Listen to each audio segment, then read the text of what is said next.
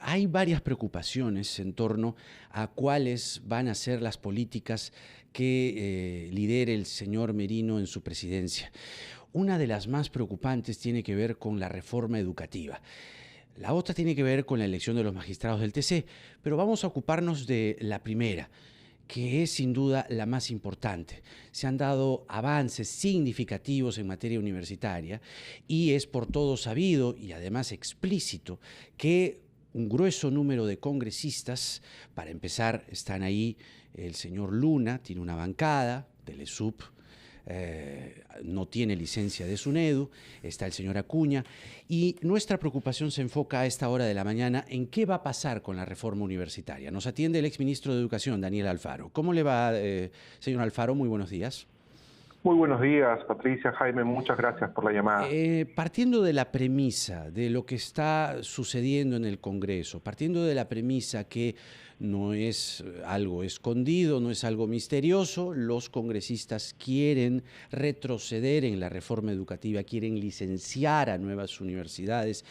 ¿Qué le espera entonces a la reforma de la educación?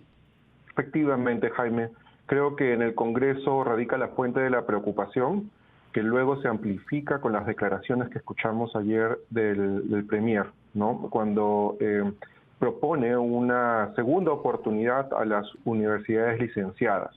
Y entonces el rol que tiene que cumplir el Ejecutivo, un rol técnico, de darle más equilibrio a los poderes para poder seguir conduciendo la reforma educativa, queda en duda, ¿no? Y genera esta gran preocupación a todos. Sin embargo, ahí no todo lo que, o sea, el Congreso puede proponer determinadas leyes va a tener el Ejecutivo que ejercer de cierto paraguas, ¿no es cierto?, contra leyes populistas. Tendrá la fortaleza.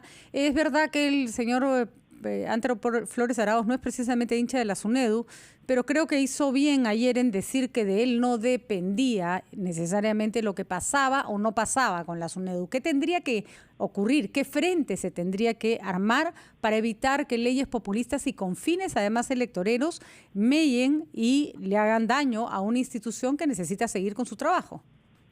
Saludo esa declaración del Premier en la cual separa las opiniones personales de las institucionales, y en ese sentido justamente lo que hay que hacer es fortalecer a la institución. Creo que una señal de ello va a ser la elección del próximo ministro o ministra de Educación. Es una persona con mucha convicción por las reformas y sobre todo que pueda reposar en la opinión técnica del ministerio para poder exprimir cualquier opinión o en todo caso responder ante las propuestas que puedan salir del Congreso, que ya hemos visto ayer también han dado un paso para atrás, pero creo que todavía deben ser más firmes en ese camino. Ciertamente, pero ¿le preocupa a usted, que ha llevado un buen tramo de esta reforma educativa, algunos vínculos que el señor Antero Flores Arauz ha mantenido con Telesup, la Universidad de José Luna? ¿Le preocupa que el estudio jurídico de Antero Flores Arauz haya defendido y defienda a José Luna Gálvez? ¿Y cuánto de estas cosas que estoy señalando y enumerando, que bien podrían calificar como conflicto de intereses, puedan incidir en retrotraer la reforma universitaria? Sí, ha costado mucho avanzar en la reforma universitaria. Hemos tenido, desde que comenzó o se promulgó la ley, y hace más de 5 años, hemos tenido constantes ataques, constantes intereses ajenos a colocar al estudiante en el centro de la política.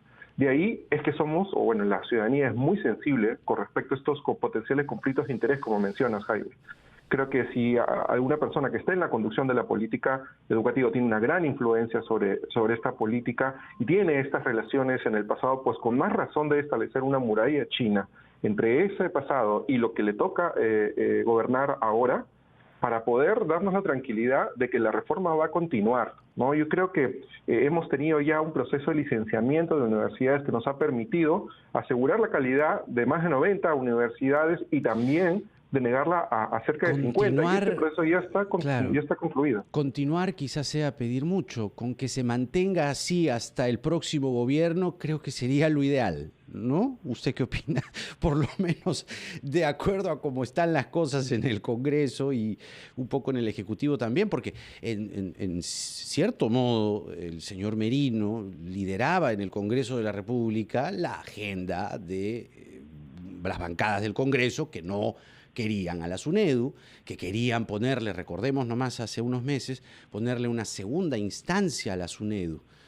Esa clase de pretensiones con que se mantengan las cosas como están y ya un nuevo gobierno se encargue de fortalecer la reforma educativa, ¿sería lo suficiente para usted? Ojalá eso sea suficiente, pero lamentablemente estamos en medio de una pandemia y no podemos solo mantener, tenemos que avanzar, ¿no? Ayer, por ejemplo, los dos problemas que tenemos acá en los 8 meses que va a tener este gobierno es, uno, la exclusión del sistema educativo. Tenemos a muchos alumnas saliendo de las escuelas, de las universidades, de los institutos, y tenemos que generar todas las condiciones, uno, para flexibilizar la enseñanza en territorio y poder continuar estableciendo este vínculo con ellos, y por otro lado mejorar las enseñanzas, ¿no? Con todas las adversidades que nos trae la pandemia, y eso amerita mucha energía, mucha dedicación, y ahí creo que está más bien la prioridad, y no tanto en revisar la reforma universitaria, que es una reforma consolidada, ¿no? Lo que hemos visto ayer, por ejemplo, en la Comisión de Educación es una agenda centrada alrededor de esta reforma, ¿no? Cuando hay otros temas de mayor interés donde hay que avanzar. No nos podemos quedar simplemente con el mantenimiento de lo que ya venimos haciendo.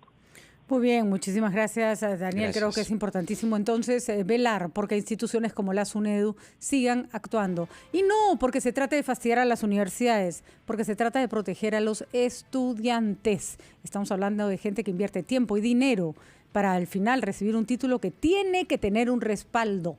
Es lo mínimo que se exige. Muchísimas gracias. Así es, Patricia. Gracias, señor Alfaro. Y le pongo resaltador a la parte final de la declaración de Daniel Alfaro, exministro de Educación, sobre hay cosas que tiene que hacer este gobierno frente a la deserción escolar y a la deserción universitaria, que son puntos de momento críticos en la educación peruana. Son las 7:14 de la mañana. Pausa, regresamos con más.